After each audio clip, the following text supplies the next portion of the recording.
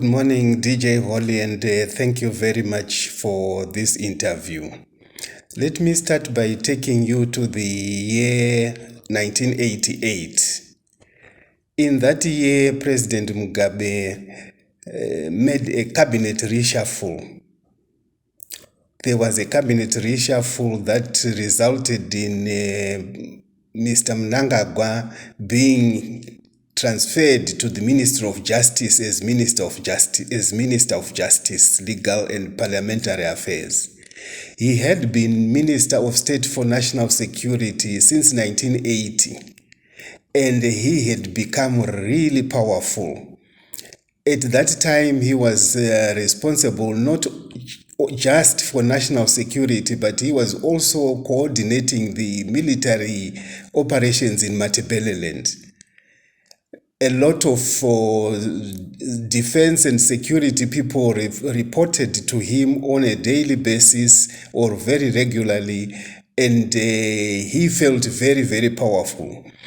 In the CIO itself, he had made a lot of appointments and deployed people to key areas, but the problem was that these alliances that he had created in the CIO were based on tribal lines. To Mr. Mnangagwa, where you came from was very important, and he valued connections based on tribal lines and also on people, on prior connections made in Zambia. He had been in Zambia for years, and the people he had been associating with in Zambia were very close to him. So in the CIO, people who had a Zambian background and people who came from the province that he came from, that is Masvingo and Midlands provinces. Those were the people that Mr. Mnangagwa regarded as very close to him. So when he was transferred to the Ministry of Justice, he felt very disappointed. He felt very disappointed. To him, this was a demotion because he would be less powerful in the Ministry of Justice. So he started harboring a resentment about his transfer to the Ministry of Justice. He also maintained contacts in the CIO. It was like he didn't want to relinquish his influence in the CIO. So he continued to relate with people in the CIO and to meet with them and to be briefed by them about national security matters. And yet he was no longer a Minister of State for National Security. So it looked like Mr.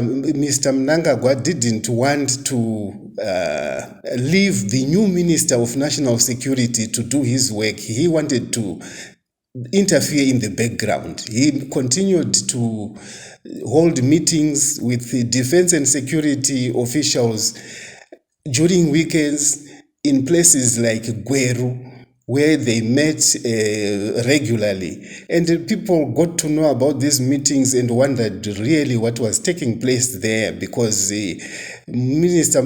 Mnangagwa was no longer Minister of National Security and should not have continued to hold meetings and get briefed about security matters. Yet he was, when he was now Minister of Justice and no longer Minister of State for National Security. So this